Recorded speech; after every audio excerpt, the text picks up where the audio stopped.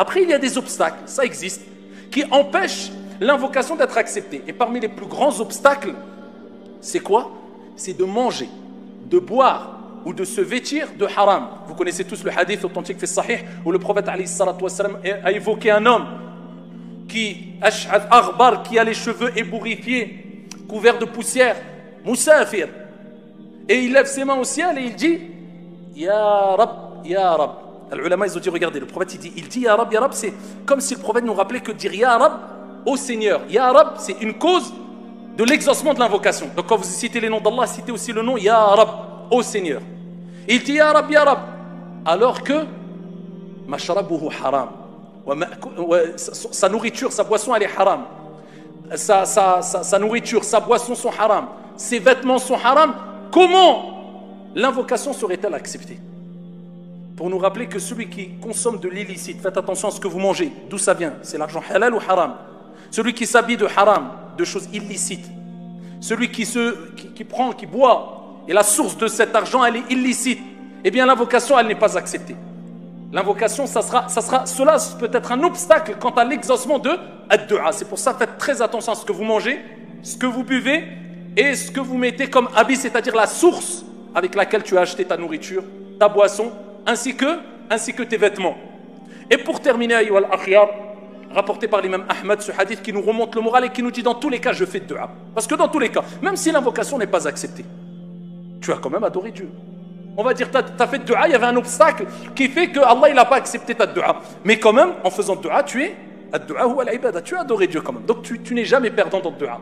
De plus, rapporté par l'imam Ahmad, bisanadin Hassan, le prophète sallallahu alayhi wa sallam a dit, il n'y a pas un musulman qui invoque son Seigneur tabaraka wa ta'ala, abshirou. Il n'y a pas un musulman qui invoque son Seigneur tabaraka wa ta'ala sans que dans sa dua, il y ait une demande de qati'atul rahim. Le fait de demander que les liens de parenté soient coupés. Parce que si tu demandes des choses haram à Allah Azza wa Jalla, Allah ne t'acceptera pas, même si tu remplis les conditions. Ça c'est la condition, il ne faut pas te demander de choses illicites à Allah. Donc la clause ici, ou la condition, le prophète il dit, il n'y a pas un musulman qui invoque Allah subhanahu wa ta'ala sans demander à Dieu qu'il y ait une rupture des liens de parenté, ou bien un péché.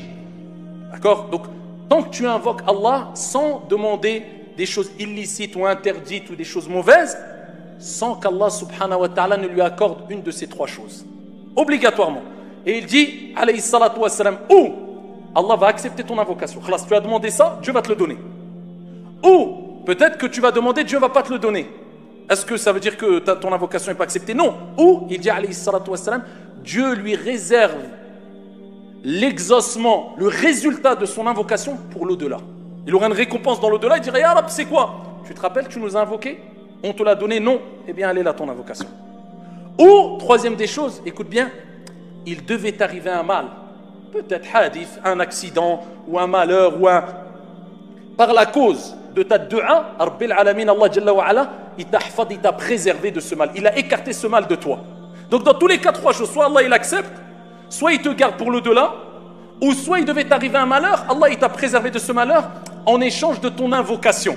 Voilà pourquoi dans tous les cas, invoquez Allah subhanahu wa ta'ala, votre Seigneur. Et akfiru min ad-du'a, augmentez au maximum les invocations.